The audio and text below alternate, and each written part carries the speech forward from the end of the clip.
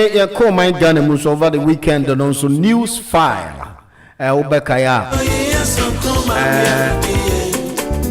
Public Accounts Committee na obekai and some buy for a Japa deal. Quickly, we're going to listen to a couple of issues from Sami Jimfi, any communication director of the New Patriotic Party, with Samson Ayen on news file over the weekend. We'll listen to the content of the issues. A Japa deal, a buyer na NDC4 and in Sami Jimfi the press conference say a buying $12 million be amani pebi. Now we'll listen to the issue on board. Now yet Sami Jimfi in a short while na yako Richard Ahiagba, the NPP communications director. And quickly, the austerity has shown. Do the analysis of what they sought to do. We're eventually giving our gold resources for $200 per ounce, when today posterity has shown that the price is $2,000 and above. So clearly this was a rip-off, and it was going to deprive future governments of critical mineral royalties for the development of this country.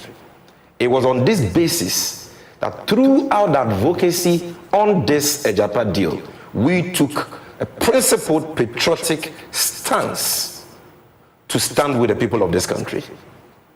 That is why we boycotted the approval process, which was a sham in Parliament. And that is why our then flag bearer, who is still our current flag bearer, back then promised to abrogate the Ejapa deal if he had been elected in 2020. Well, that position has not changed.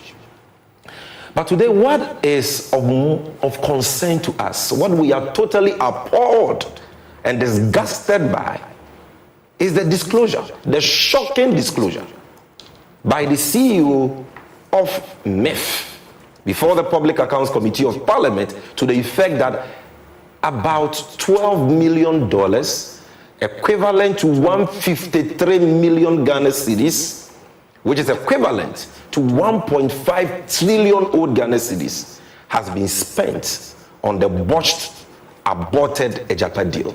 That is what is of concern to us. That is what we are shocked and totally scandalized by. And we are very clear in our minds, Samson, that this so-called expenditure, like one of your texts said, is nothing but naked robbery, naked thievery, naked corruption, and an abuse of the public purse. Those payments constitute willfully causing financial loss to the state, which is a crime under our laws, and that is why we are saying that the monies must be retrieved and the perpetrators must not go scot-free. Now, that promise we have made, that decision we have taken, is not going to be difficult at all. For me, it's a very simple, open and shut matter. Because, Francis, Samson, you know, as my senior at the bar, that you cannot put something on nothing and expect it to stand. The Ejapa royalties mineral investment agreements that went to Parliament for approval, these expenditures we are all outraged about, that we are talking about, are all fruits of a poisonous tree. The tree that has given us this, that gave birth to these fruits, these transactions, is poisonous. And therefore, the payments made, which are the fruits I'm talking about, the agreements arising from same cannot stand the test of time. Because this whole Ejapa scam came about through what is called the mandate agreement, signed between the government of Ghana and so-called transaction advisors, specifically Imara Corporate Finance of South Africa and their local partners, Data Bank. Now, we know from the corruption risk assessment report of the Office of Special Prosecutor, the findings of which have not been impeached or controverted by anybody in government as we speak, that the processes leading to that mandate agreement and the mandate agreement itself was unlawful. It was unconstitutional. It was illegal. it was null, void, and of no effect. Why? Because number one, the special prosecutor has found beyond every reasonable doubt that there was procurement rigging and therefore a clear breach of the public procurement law.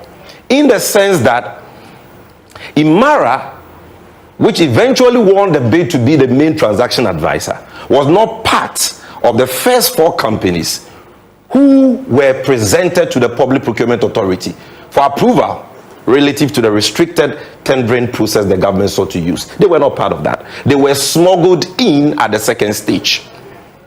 Again, Databank, which is a company founded by the then finance minister, who still has business interests in that company, was not part of that process, but was also smuggled in on the basis of a clause, a condition that required the companies who were bidding for this transaction advisor role to show that they had an eligible Ghanaian firm for their bids to be considered favorably. And that condition was not part of the initial request that went to the Public Procurement Authority. These were all done post facto, after the fact, in clear breach of the Public Procurement Law.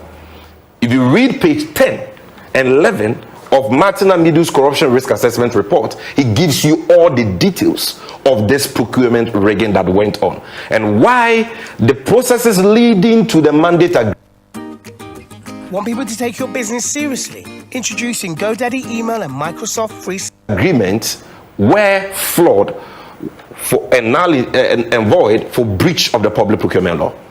Again, the payments are unlawful and therefore null and void because they arise from a mandate agreement which sins against Section 4, Section 7, Section 23, 4, and so on of the Public Financial Management Act, in the sense that that agreement was signed for and on behalf of the government of Ghana by a person who had no locus, no legal capacity to sign that agreement. It was signed by a Deputy Minister of Finance, Charles Adubuaye, who, under the Public Financial Management Act, is not the chief spending officer of the Ministry of Finance and therefore lacks the legal capacity to commit the Republic of Ghana to such an agreement. Therefore, the agreement is void ab initio. Thirdly, the agreement is unlawful and the payments, and so are the payments arising from same. Because according to Martin Amidu, and this is a fact, not even according to Martin Amidu, the fact is the main transaction advisor, Imara Corporate Finance of South Africa, is a foreign company. Corruption risk assessment done by Amidu. What is the value of it? One, it is mostly preemptive, trying to impute motive on something that has not happened, and you are a reputed lawyer. You cannot convict anybody. You cannot prosecute anybody based on suspicion. You cannot. Okay, you cannot. And that's why there's a mandate on you who alleges to prove beyond reasonable doubt that what you are claiming actually did happen. So you cannot. The law is that a multitude of suspicions do not constitute proof. Exactly. They are put together. Exactly. But in this case, yes. Look at it. Look at it. We're looking at it. It hasn't resulted that, except if your politics wants you to conclude that it leads to something. That's what you will do. And that's exactly what happened in Parliament, because the matter to do with Japan, which was started in 2018 by the passage of the MIF Act, was collaboratively done in Parliament. The NDCs participated in that.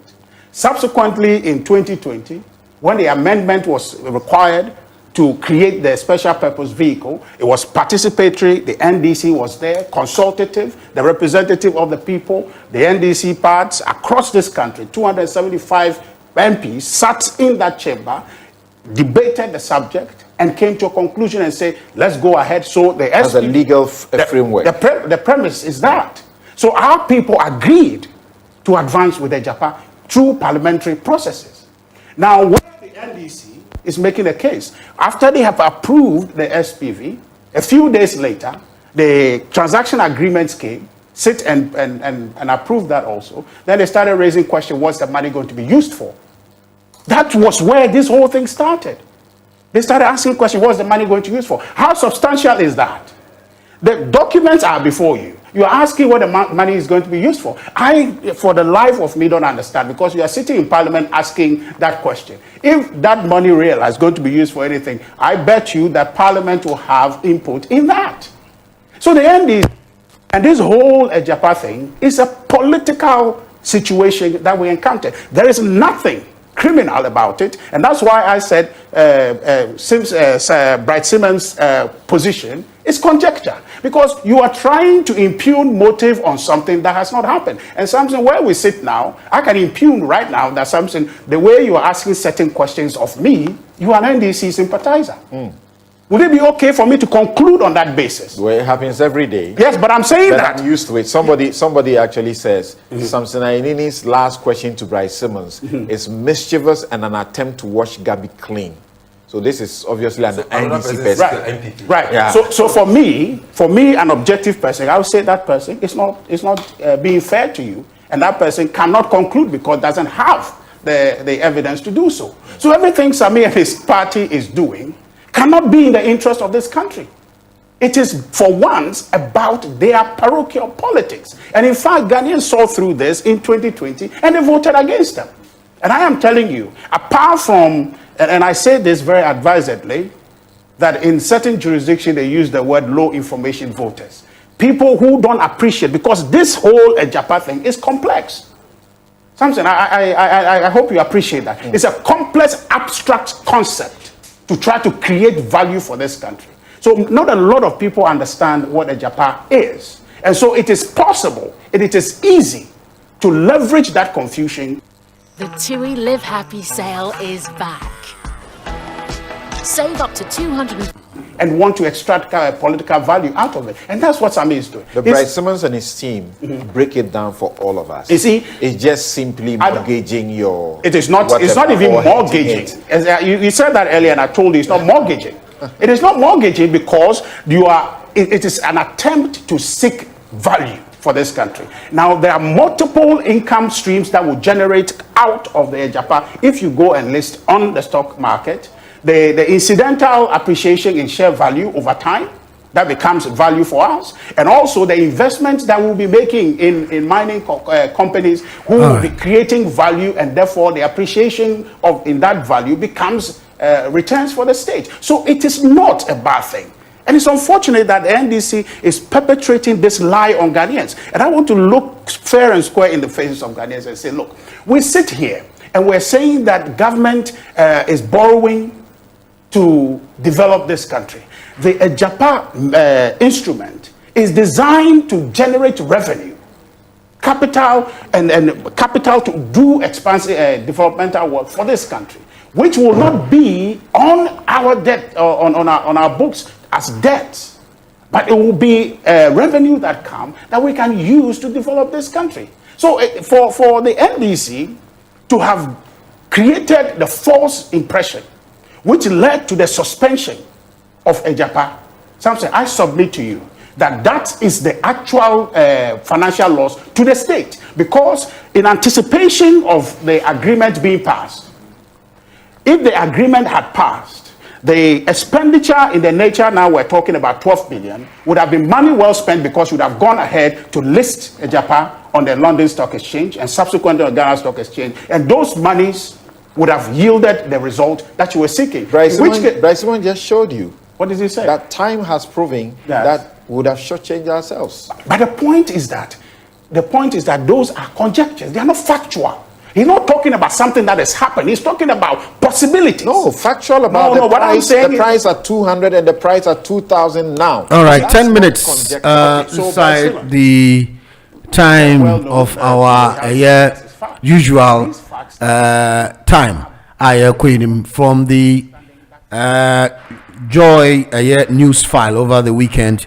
Richard Anyagba and Sami Jemfi, communications officer of the NDC, and Yeti Omonkano offer the Japa deal.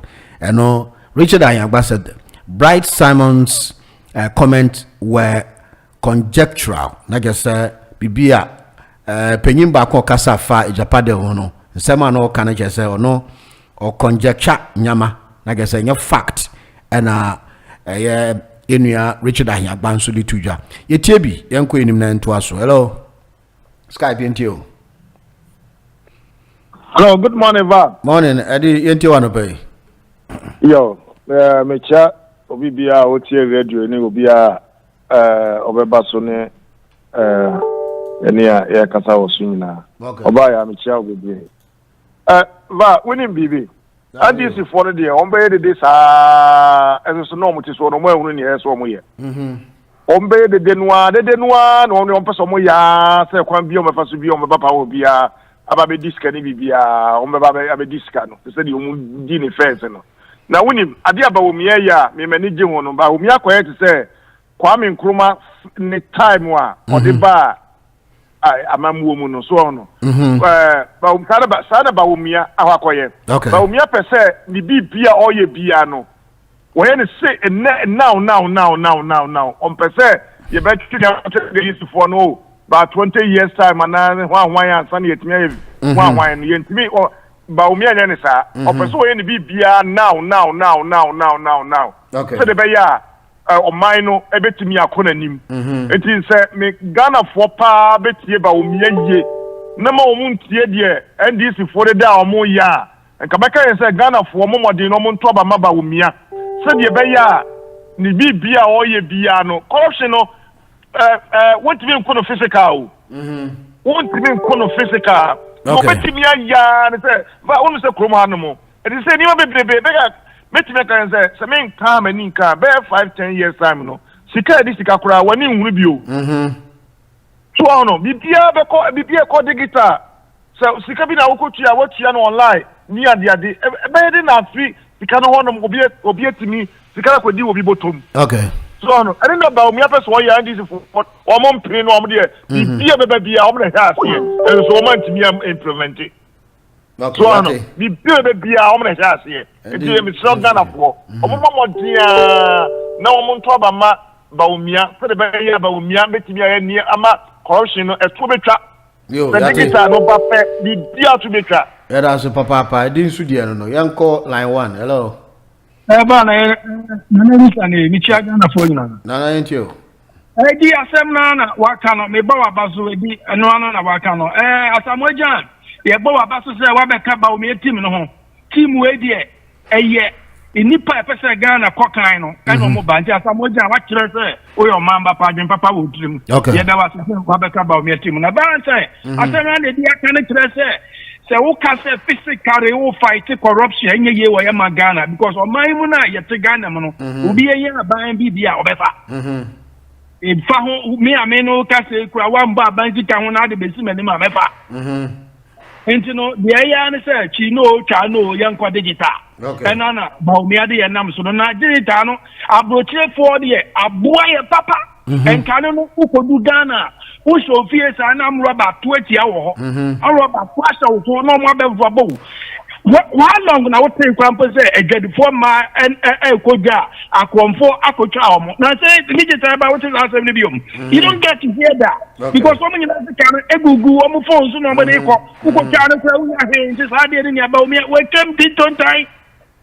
Now, and a power on the control, baby, you have a kusibu up. No can't send in the person bisa say no kura no or say President Mama Akudja Saturday akase ye nanisi keja kofi kura e de ye kwa ma ye mfa ye no kura so ka asem no o nche na che oh any mo amone ne nam no ye da sira mo say mo ne nkasa ye ya so ya che da e bia achakwa enso obi ye na no kan but asemi wo ho a ye mbi ya no nka na trada Esebio wabetoto o maina o yedesha wonsano o ya niama prokana ya pamo ntinka me fi say ya pon wa o kwatene fie one learn something new out dey ba e bi adum so na yede pamo nti o policy e wo electricity wonsam ni na dey abeto we dey not die e na wo dey nam niama nyina kire say election o man lose in advance okay Yamfa policy be meto ba o me ade ne dia beto o betuani 1 million youth for robotic and STEM education mo pa meto and I say 24 hour economy say do katia so mama Ebi a me say go me say in so one more gina kwa ro me more kan ya no me dey akwacheche ngusie. We policy. Yeah, that's it. Na let me answer there no. Yeah, that's it. Skype yenti o dey enko. Van, good morning. Akwa David yenti o. No, ma woni adwuma. Na me say be chawo apa na ji ene obaya le na so enkese na me chawo apa. Thickness Fred so ene Mr. Tufo ene nana no ye chairman tajima so me ofata what else to ene go so Kenya ofaju ade one onuaba Mama Teresa from Sadi she chawo apa. Fine. Yeah. Any baby wo Ghana se bi so omunye empete omunye vouchers tie na so omo adopt vouchers subai. On the voucher ono onkoto dentwi onkoto odwai onkoto aponchi. That's what we say onkoto aponchi that akoma yanka se ugukuna no ato no. Oma wonto da. So oma wonto da. Omu we ade vouchers omo peta omo mama yanka. Sa na ni pe bia koye. Ade no woni mi ye ondumi nye. Aso wo ya obekasa wa oma we so o say yes oma we so o say oma we so o say nipa so o ma ni mu nipa wo mu ani ohun ade no o mu awu die ko so nyina no akoya sa so o mu ye biahwe okay o mu ye biahwe ko to be kasa sa kasa o yen enoma ndc wo mu akapa so mu mama ye messi ye runs ye ni kaka na kasa be ke ni problem bia o ke ni problem bia na so no e kana for say o dwe won kwa ho a wo say education betma bo won kwa light be bo won kwa e kwa papa be bo won kwa oh emiani e bu Ghana and this vote because they come to Ghana for hey vai I go for we boy that's it Akwa David inso there hello Van, good morning man penyin here yo yentio cho ho ye yo me ho ya pa so obi aso ye obi aho ye pa e chao na ebusuafo na yo that me can Russia and Ukraine asem kakra no then ekosi they say they call it 2 years anniversary ni Russia has capture another city at DFK etino entokwane de nya dia to be charity na go live entokwane enye natural made disaster a man made disaster etino a mistake ni amafo bi decision a o make eno na ma entokwane okay and we are seeing na last time your brother na gave a car to be o ma me hu say entokwane cost no only clue bia about Santo ko be ka say Russia second largest military superpower and Ukraine here you mutimi and catch out na je emperor penny I mean tell say Ukraine omo your second largest country in Europe, the whole Europe. Ukraine is the second largest country. You can't Europe or you can't countries now. You were European countries near European Union. Union no, and no Ukraine can. Okay. But countries need Russia need Ukraine in our can. And you know more sports we are now almost participating. Now some can be said. Tokwano Russian to me and conquer Ukraine. Now me person me say Madika say and Tokwano and Russia and Ukraine right? Okay. You know who is Russia and Ukraine you are looking the back of the book and Tokwano your Western word NATO and Russia and if you got say Russia to me conquer Ukraine you are getting it wrong. All right. Yati. All right, that's it. Until man penyin su there no. Free Ghana. Hello. Hello, Skype. Hello, Drew. Yeah, Skype yentio. Kwame Pekam yentio. Okay. Drew, make sure what you for you know. Obi ajo so. Okay. My medicness me friends with me about buyer. Now, I have a problem. Your problem no we are confronted with a propagandist. Honkophobia or more dream pose ebetime dentro ada Ghana for. And I like the way is it Richard on Richard? Yeah, I listened to him, and that is a befitting answer to the propagandists. People like Simon Smoa, more propaganda, or in the name of friends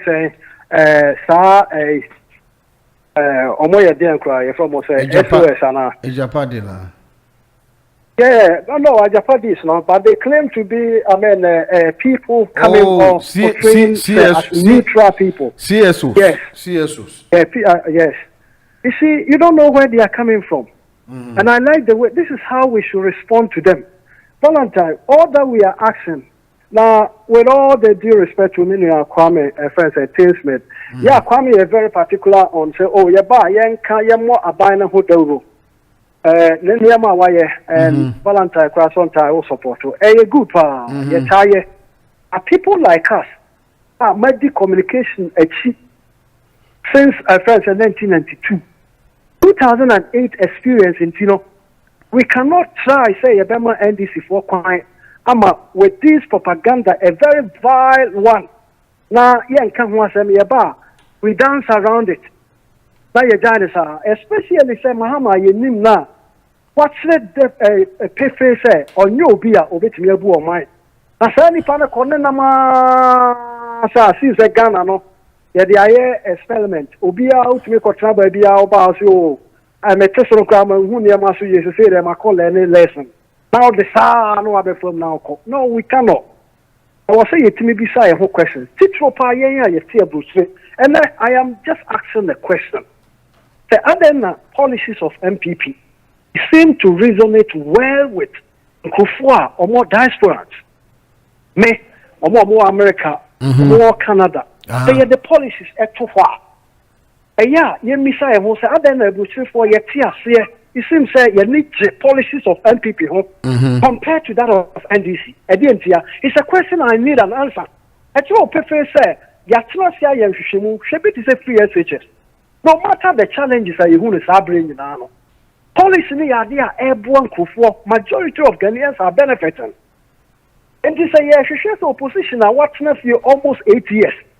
It's your partner say what be the idea ni be pay you nyuma and until you so for about say oh more they got refi. Now see baby mo na ye ntimi nyan central for mo read that and central mu say papa who so say baby na say na me nua bi ABC say wo koye dum so e na odi ja Ghana for e di ja okwan and until na me policies are me ba mo ne masia da me say abosma ko train say na me ba de ye no ye nti bi na ye tia ne 24 hours 24-hour economy, so you say according to Baumiano already is in place.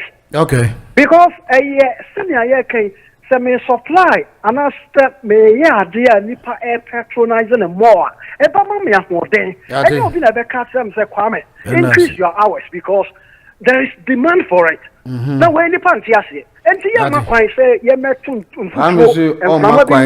bimber to Anguli. Hello.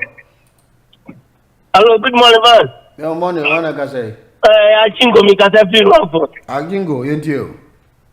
Yeah, not engine for Yamin Tiasia. Mobile 8 years in Nano. And you want to cut somebody in Nano, Montimiane. I dear Pierre, you are.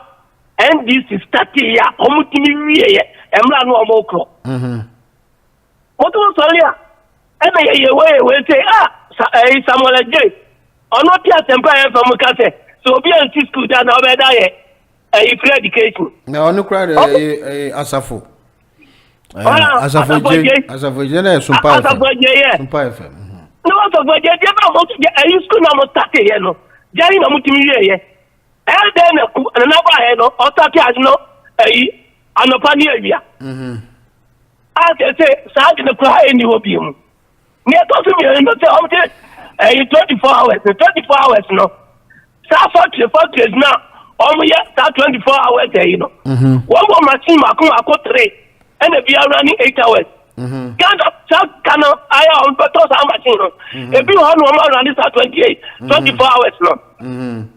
Some machine train a year 8 hours long. If you are after the market, any bank, the whole way the final bank here 24 hours. A year not do.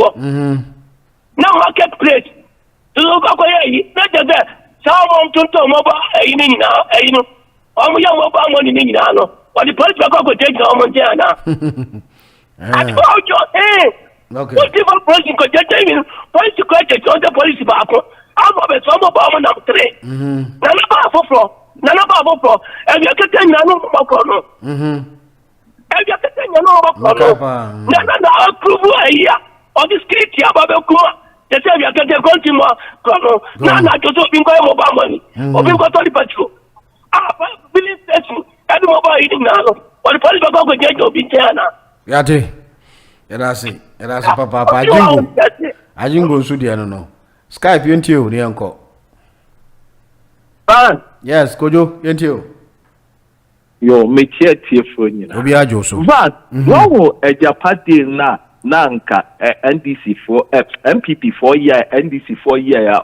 Wo nse sisi ya wo ni bibia. Nso mo de bo ha na de na bebo mo so. Etu sisi o makwa akokwa sa we naba. Yeah, it's the same like the MPP, you know. It's the same like said the Magretata, a ton, BT, me, when we know. All the stock exchange, it will be asked for shares. Because most of, we say, but BT, British Airways, all the companies now owned by the British Digital Union, but all of them are collapsing. It's a Ghana.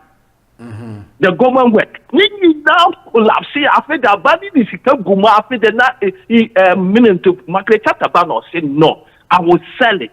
No, with the year just so Pia to Toby. We shall be at that time no yeah. And let that company now is doing well. And even MPP by almost said, wow. The thing went to Parliament, who debate, who agree, and that's quite way. Your friend is saying, this year no Okate. Sami Jemfi now. Sami Jemfi. We are talking who lawyer bear or yet. Debate you over Giatu. I think all no such almost. I didn't call Parliament in a cowbell. Say, I'll call Parliament. He said, the Mama Tom or they were man in a band. When they are what debate, what now agree?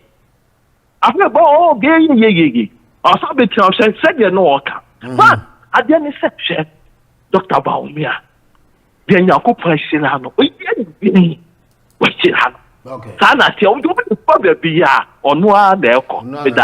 Thank you. That's pa kojonti enso de no enti ekwe ni wuzo betumi afra 0790844333 380208123620 na yentie wuso wadwenkyere quickly 0790844333 380208123620 na onso de wadwenkyere aba anope monitor Yanko Peace 104.3 na short while na yentie nzamnian Sambraus. Okay, yemfa call na Yanko Peace FM. One was we. Hello. One I say. Good morning, Pacho Francis Nicholas. Francis, yo yentie quickly. That's a part. I think you Friday no with that. Ini akwamia. That's it. Okay. Omoba year me ho adwuma kama pa. I don't know today.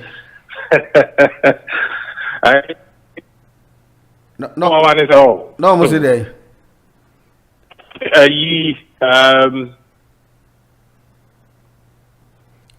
Ryan, you line no breaky. I'm not on the Gina. Let's go. I'm in the refuge because one a day, more money 2 menu. Must be the Kwame say menu mubo. I don't understand. Kwame na na kasi yenyi muni. No more than a neba. Over corruption, tata shit. Over stopping galam say, over me economy, Gina. I feel dear 8 years old. One year, Tima Singer, me pass haba. Since this year, dear.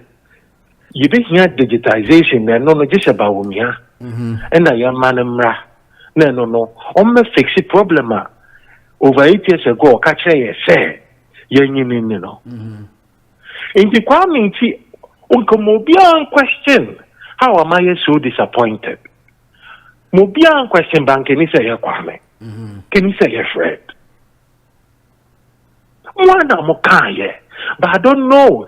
See, a man who said digitization, I don't think someone I don't think someone me. Because a Ghanaian on concern on the Dawa Kumasu a bang, a biaba, the air kick away, yes, hospital, yes, yeah, crying, bro, and when it's Sangana, also Dogana, my accountability in Yajuma. Okay. As a sacro, a Japadilia bedawi, tan. And yet, NDC in a wasso, a MPP in a wasso. Now, ya tonfitra gunipeni, so we are somehow fighting corruption. And so, Sabikuma would grant in any concert. They did not mean what they are saying. To me, Baba catch him say they were insincere.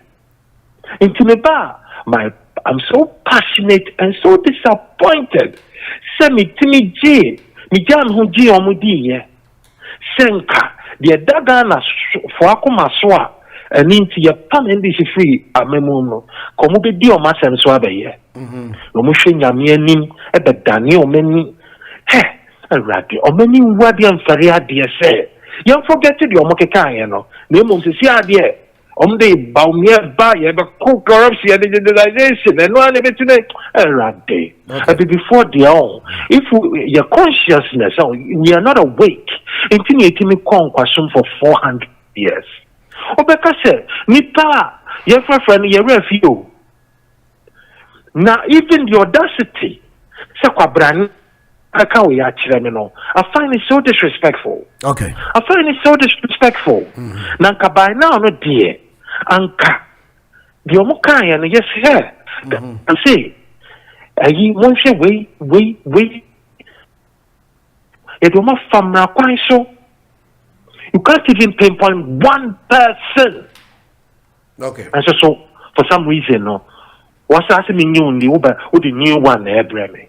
All right, bro. NDC, your Mahama has proven himself to be incompetent. Maybe now I look back and not judge him harshly as I did 8 years ago because I realized some of the things NDP were saying were just propaganda. But maybe because he was incompetent. This such Nanado has shown himself to be the worst president we've ever had. He said, excuse me, I don't want to use harsh words. I don't use harsh words. Economic index song. I did judge Mahama no. Now the worst performance was 43. Now no MPP, 40. That index 43 now, and go baby. 43 and less than that. Okay, okay, good. I will give you that. We came in to be better than the NDC, but we somehow matched them.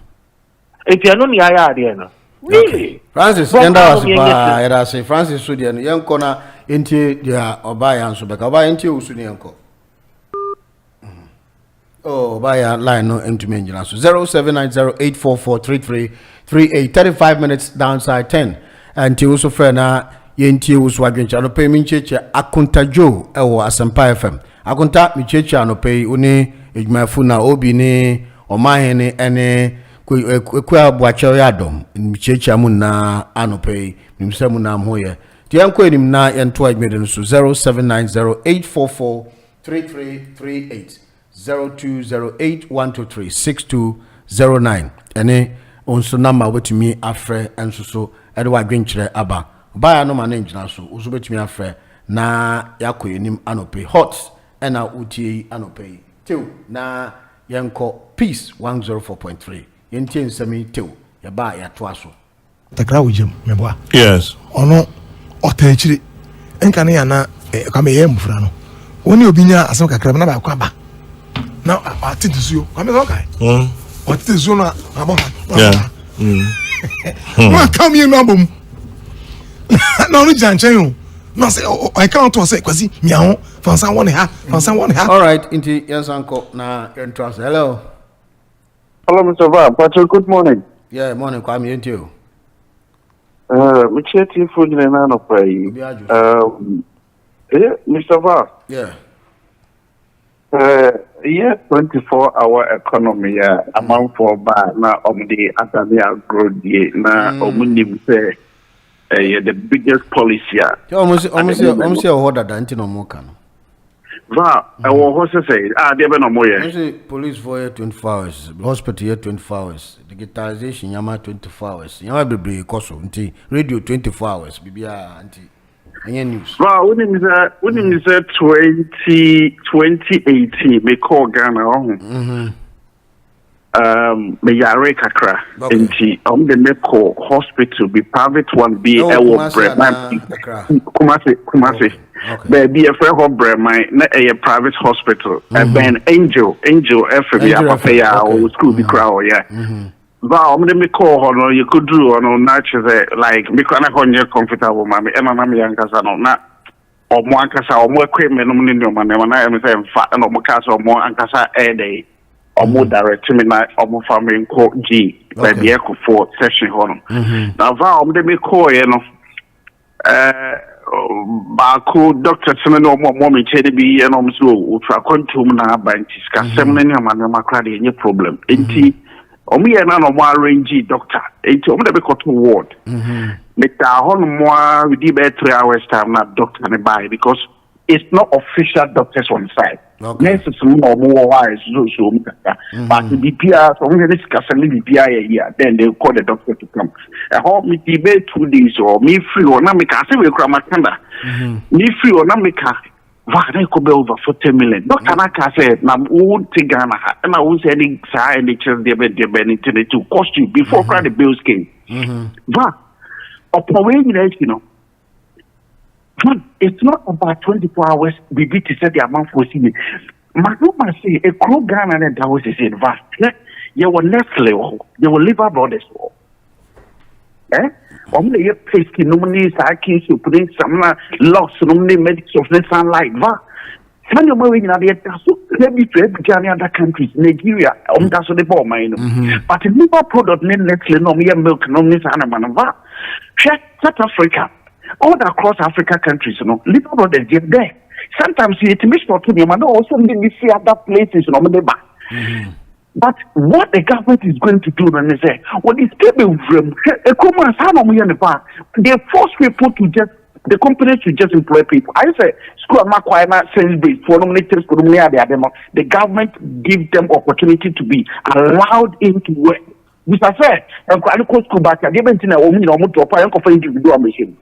government comes in as a local government. It's your more responsibility. This is saying because no funny idea. No mobile saying what is how are you going to do it? What Mr. Mahama is going to do now, all the companies in Ghana, you and I cannot mention all of them, but we are going forward to just sit down with them to say, listen. You discover revenue,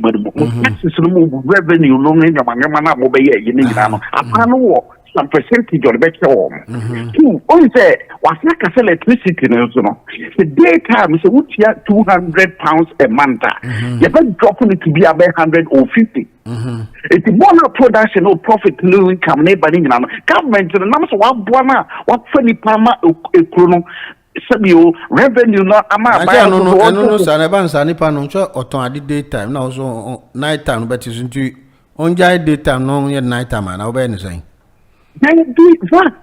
The production, the production stuff, is going on the daytime. But the night time, I try to them to be appreciate the government to help the government to move, And no thing about maybe come over the difference. Abano crowd day, no crowd. So me tier 200. That's me could tier 200 night. No, I'm dropping it to 250 day and night. If you can see the differences, and I'm gonna say then on the check Ghana there is no one should tell us it depends on the demands and the what. No, because I can say how many sugar factories we have in Ghana? We don't produce sugar in Ghana. So these Indians, normally abroad free China for we can negotiate with them to come and open up.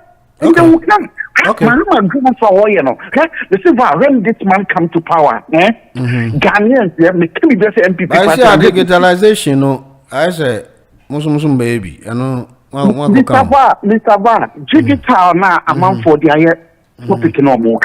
Sometimes Ghana, Yama Baumia, any Ghana politics. I mean, sure, no, who say that is the way to go. No, there, now you say, na agenda. I feel me, who say, Muslim ba mefa 1 million kola ombe digital no enye ba omia di ya na mafi ba the pacho ma min quickly near phobia your time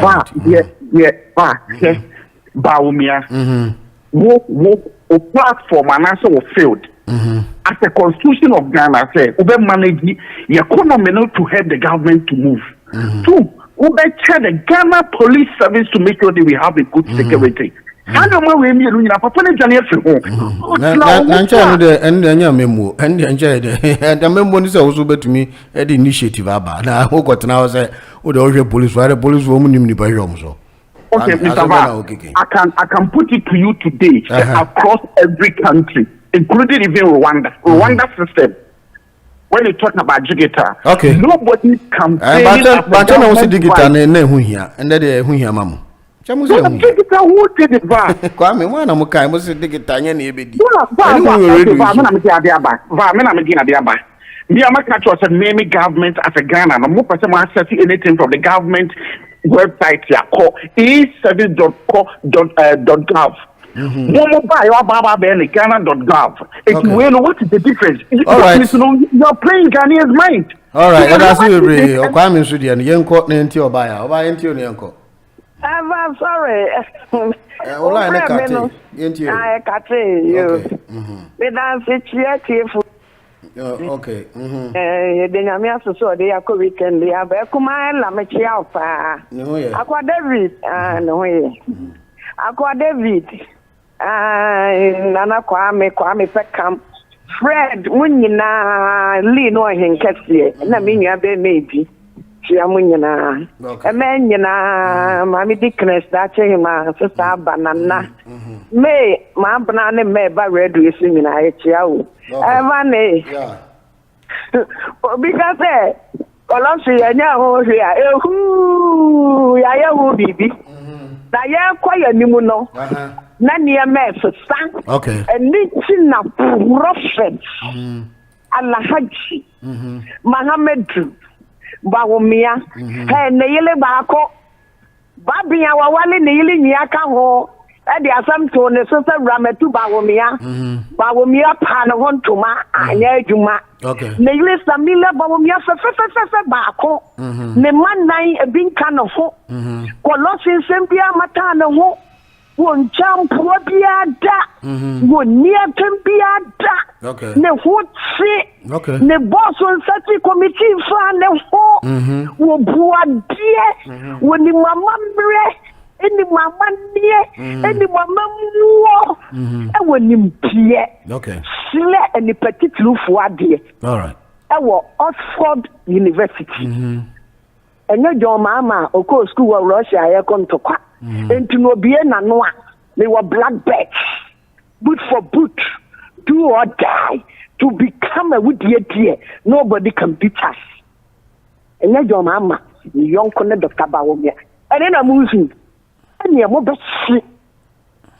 Follow Osman, MPP time near dinner too. William Tetevi, MPP time, any dinner too. Papu Bonny, MPP time, any dinner too. Abu Gapele, MPP time, any dinner too. I see, I'm a woman, see a new wasami. And by so ready a much here to walk a fear.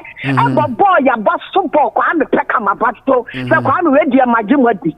And the moment na mani wasam a mutimi ba radio so be kan sempu wo do o nsa aka fom aka ntasuo aka koyo se ye de sika ne ye bia ye gina court ye betia ebi ni Kofi Duku Awina Boaje Mensa Franka Boaje Mensa Levi Opuni enko wo mse ye de ye bia mo ma ye bre ye betia sika Entinya John Mahama, a young cone MPP. Okay. A fakata to someone. And the Tabawumi say, a quarter. What was some no? And the entrance of crime will be here. Yeah, the digital. Hey, who could take it out? Get it out. No, at all. Electricity, what I want pass water. Bibia water.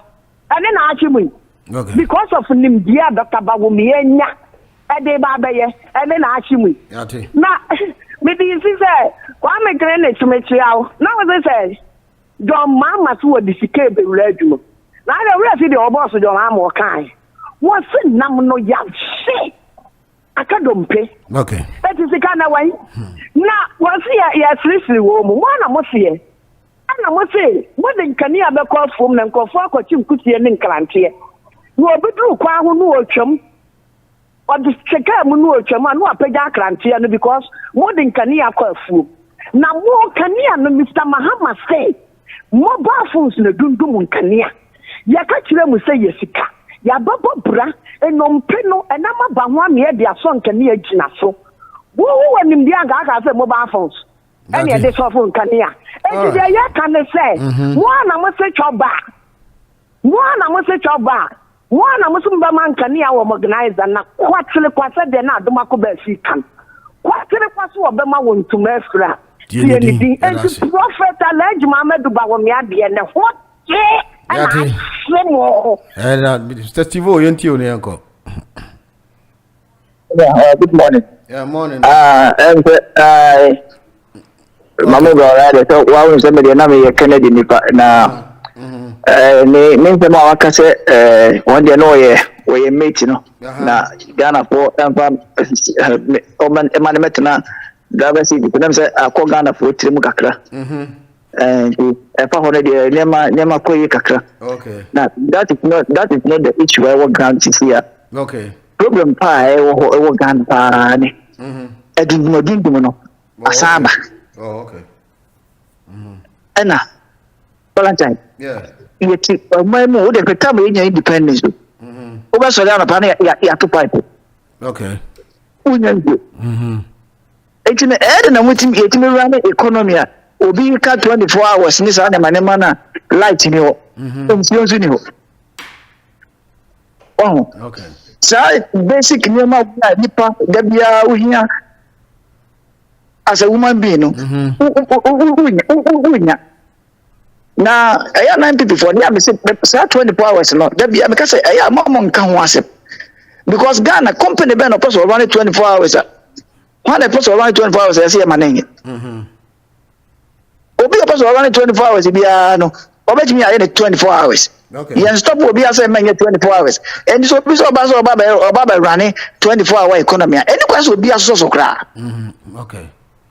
Ana ade ba ko bi mo so ensa anya okrum ha e mankofo hiare yo obi atubo otubo ho ha o otubo ho ha yeah na the toilet septic tank so one chain because here nsu on ye ade do we be check who say nsu na nipa na tu no say say consumable say one my say ye check bibia no aso bia tu nsu wa no atu toilet na akeka bo na dare nko a. Okay. Any man bro ba say wa de end be dim komo why nyama but you made me nyamba you made the akrom ha de pa onya isi asem to bye Sibu aga so yenye politics salam metamas one was Skype in the yanko line so yo pacha friend Kwame yentio ne yanko yo dey kan micha MDA oba ho fefo say na no me ne a full play free Ghana by Thursday and the first time I'm actually oh okay only need to pay me yo order say that's ba say we share no cha wo dey our friend into unim no me friend na personally na me share now we share no okay me hu na nim na rabe bi ni mu oba oh good ya pe me say me bisa say wo na the MDA ni me say ya throw ne bag ho MDA na me say oh and am ne we share unia okay that's it then I want my yentio ni ko Aye, to be sure. Near me can say, Van, moment can occur before. Yeah, sure, NDC Amamu, any MPP Amamu. It won't say another buy, you know. He was doing very well for the first 4 years, you know, until say COVID, Neta, Ukraine war, ABC, money are there.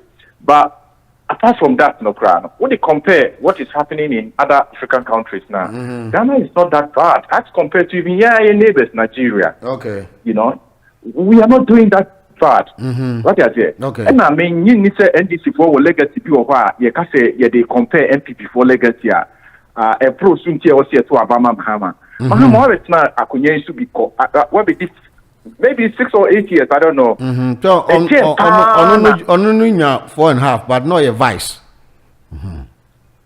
Yeah, but at a most free, so no, be 2 years before and son a year election. Okay. And 4 years. Okay. Not just 6 years. 6 years. Okay. Yeah, and then panel ultimately jaya I bet me Mahama by doom so or kono not doom so and people lost their jobs and kofof and you guye.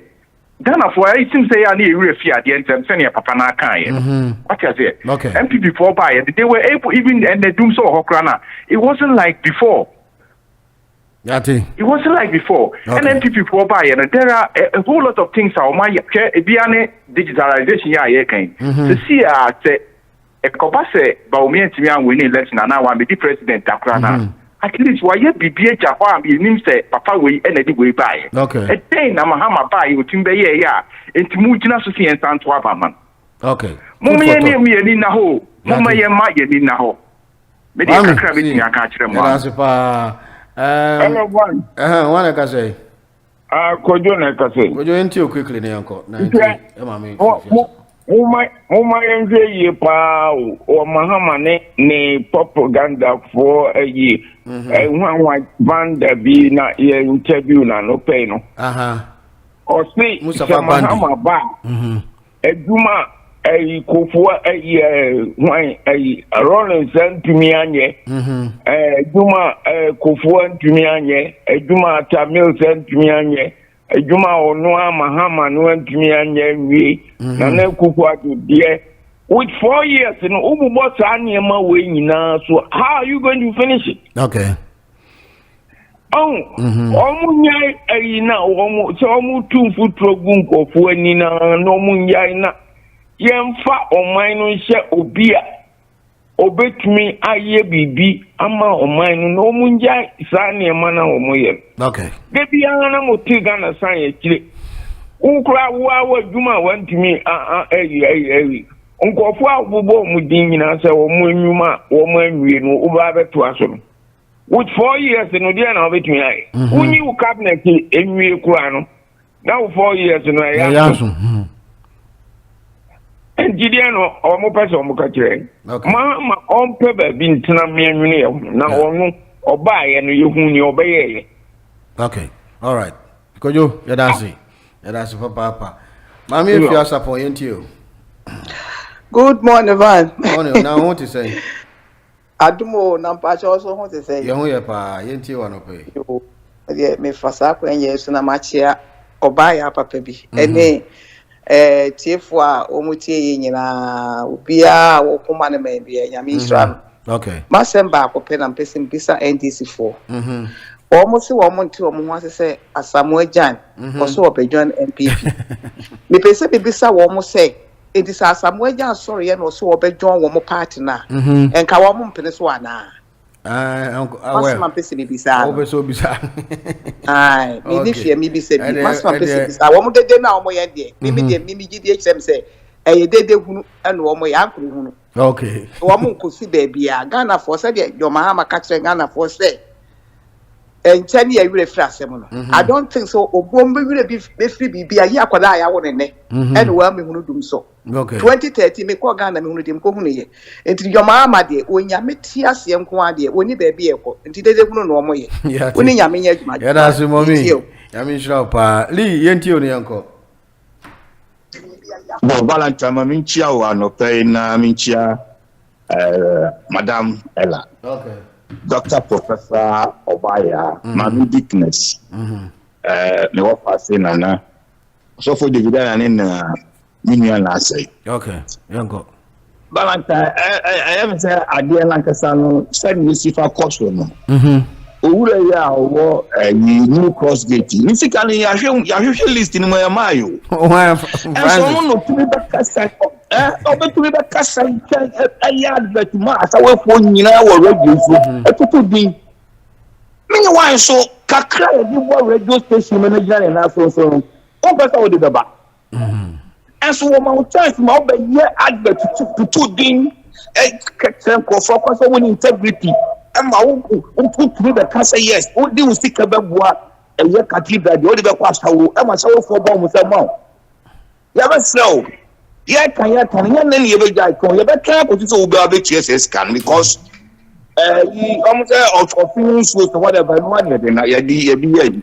And never flow. She can't be away there about the because one of them already with in bra. Okay. Send one more in the mountain and yet then encore. Okay, yate. Me and friends support to radio station. Yate. Me come as I'm for. Obi a send no Mahama ni suban tie. And then ko tie we madam for be radio station oh yeah you see. O ma ku e ya anope mi nka no come to me money din on radio so. I say bawomi abo. I say bawomi abo. No okay. Oh, Valentine, dear, who call me to say, well, we need no hotel, no more come radio stations, no more boys. So, okay. And a fancy comedy, back at you, there's a more patrol be there to Baumia swap. More per a try a hotel. Na Cremoni part of a catcher is a Baumia, a pure typical Cremoni's Wabudi, Master Abraca. No, no, Ghana on Yenny Momo. Oh, Yenny Momo pa. Young Queen, we're here. And let your mamma, young solemn court, last time walker. Or see or bar uncle on the movie. Hey! No, only Mundi or Canada, we was Akabu.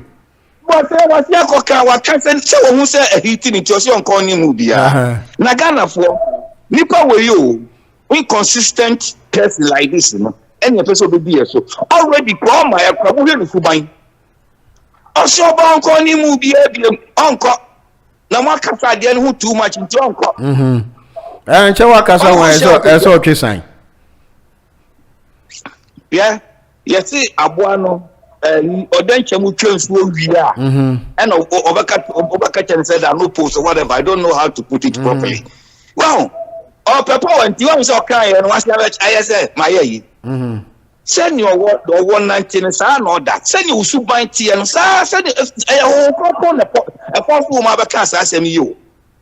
Oh, Gina Peduasia, Momanuto, I dear you about Miakas or bad.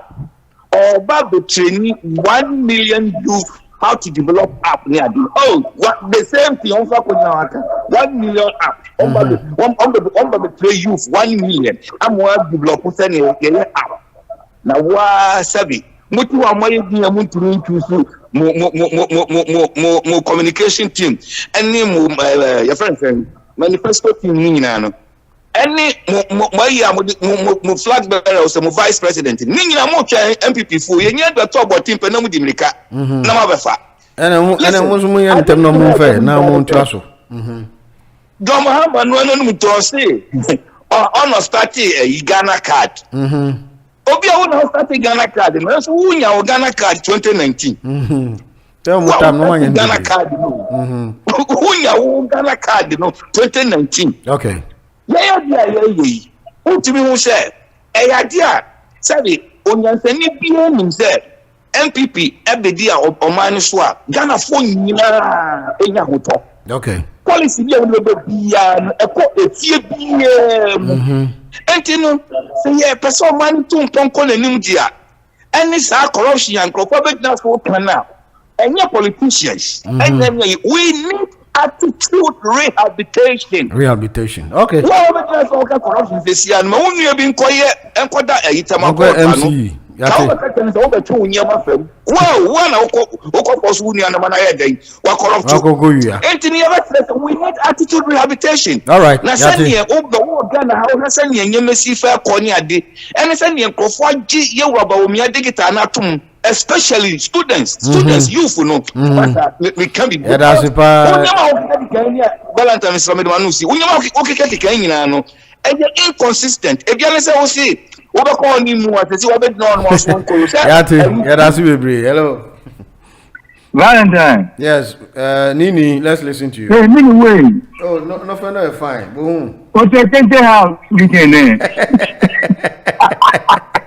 Valentine, that's about you. Valentine, listen, I don't want nobody to hear. Oh, Nini, okay, man. You don't want nobody to hear. All you are saying, people are listening to you. You know, MPP, they've done it all. MPP, we clap for them. They've done everything, but they shouldn't worry. We are coming to continue. But I heard they want to put you to come and join them because they say your campaign is sharp. So rather you do it for NDC. They would rather want you I will not talk about the 24 hours in this part of the world. Okay. I will say 18 hours because this is what they want. And they said they will want to break 8, they will break 10. Don't worry. MPP, I said they are going slowly, and we're going to use. Have you seen elephant crying before? The elephant will be crying, and we put the umbrella on top of the elephant, and we'll be wiping away the tears from the elephant. Oh, Nini, okay, man. Yes. And you know what we're going to do now. MPP after the election when we are declared, we MPP declared winner. They should run for me because do wrong bus, wrong underground train, and they don't pay for me. Like a guy who ran away from in 2012, he went and hit under the bed. Because it's longer than the size is longer than the bed, I was able to touch the leg. Okay. I said, hey, my friend, why are you running for me? You have to congratulate me. This is what is going to happen. Okay. So, me now, this time, I will not come and talk about anything. You take it easy because you know you are on the comfortable lead, so you take it easy. That's what they say. That's what I'm saying. Okay. We are on the comfortable lead. But they said your flag bearer is flip-flopping. He has said you want honeymoon. Now he has also backtracked. He said you don't want it again. Yeah, the honeymoon that he said, he said something in parable. We see some of his words. Listen to him very well. Are you sure he's going to leave the administration that the people have voted for him? He will take his wife and the family. They go to Dubai and relax. No. They need a time between he and the cabinet. The cabinet is going to form to sit down within a short possible time. Think about what to do. But now your flag bearer has developed interest in digitalization because Baumia said during his speech when he made mention of 1 million youth to be employed for the robotics. Now, former president has also claimed that he's going to do the same thing. Do you think it's impactful to his side to make sure such comments could come from him? Because people will say he's lost track. The sense is not in one person's mind. So when somebody develops something and it's better, are you going to throw it away? No, that's why I said we're coming to continue where you have reached. So nobody should panic. They look as if they are panicking too much. Please, don't. If we win, please don't run away from me. Because thank you. All right, Skype, you tell me, Uncle. Engineer my emotion. Morning, one I say. Okatachie na hoye. Na me adokya hoye. That's inspire na po bia o send message na da intimi ama wona. Okay. I'm sure. Yo, that's it. You communicated, you know. Yeah, very say. I don't know me tie lawyer everyday. Na o ka e bia fa asamoja. Yeah, me na boy. Nipa no akobo panati ase na yekofa ne se omeye yi ne na dem na question na me pese me bisa me try ma nya enko se as a lawyer no so no di asem bebre edifo o wi nye ni cases awa ye nyina na wa wi that didn't make him a bad lawyer. No. Ntimi so bi abopanati no ase na de ko gina radio se nipa se yekofa ne se omeye omeka committee informal a year And necessarily you need for because or be a couple panati asat Ghana for Kuma. Make statement you say no one's will be sound say as a lawyer will be a good lawyer whatever we NBC for 24 lawyers. Cases be why you make me the aba you follow so many times what be for cases in some cases what be for the obi jina be no kasa onya lawyer papa because of so be cases are the what be for that's right me tell you and so no nipa na no ne kasa no as a journalist when me misa ne say so make a statement you say and just say lawyer once what the case what be for plenty e ma onya lawyer papa na kwa answer me nyina yeti and you know me I back on say you know me samuti see election here be evidence based. Okay. And you say nyoma bi amaye and mutimi di gu akwam na ye scan am metu am radio stations, TV stations na. Mo na nkofo because nyoma kakra bi agodon yi and mutimi say am for starting this question say ti sa nyoma we nyina amaye na mutimi nyere. Emo hu the rule. Okay. And only idea and the MPP for omo nyadi. Nyoma di omo yi bi. But you say almost start spending ska normally programs no more show man for who say evidence based yes you we no more you TV so no class for the answer there because the more mokas mo say and this back now oh madiska my say na mo so you say scan bosia na ko boy ni mo say ni there MDC for so be bosia e tia sa bosia no hu nyina so ka okay yeah o ma bato ana ye tia ka ntino evidence based ntino mo try say a video so omo hia mo a ye onkofo mbetuma bo ma yes a video no so okay yate ntino that's a part oba ya mtia bidre that's a part ketechi nsu de em fa last caller hello ba yeah morning wana ka say o so na nene boko nana yete o anope wa o nini won say wa radio before pass so binyemu abano na say what bread yeah well which sometimes we make 100 and something and all the customer this year the nini ohu tiya no mu nyina ti o tiya onset down bu na MPP ya for omu ni kan asempe ya nse ato the nini le ohu na kwame so won so ba Francis mo omu ba omu ntimi enenso de ade bia o ye no so wuja Francis ma ne kasa ya ade wo kasa no tin cha so ma wo kana en seta en koyi wa omu de sa na ba omi ade awodi na ba omi so ba wen kwa me dasi ya dasi papa nana enso de no nti enche na e ma emusu anope Hot Digital Online UK na utie nyame nka bibia wa ofre wa wontima mfre nya utie ye enti election year ene way 2024 obi abon ntoa nsema ba na ye be kudu ni na ex-president Mahama na anwom kohie mu no so say 1 million youth no onso be eba obetumi employ 1 million youth na robotics I know any digitalization semsemi ye kan woti Ghana obetumi aye djuma wa manone ni ade na no ono so obeye bi nti not just a digitalization no is the way forward then enema former president of cancer o chena be pensepense mu ni ahwe ni edi san komo no a chena nyame enko bibia ho. This is the place for the consistent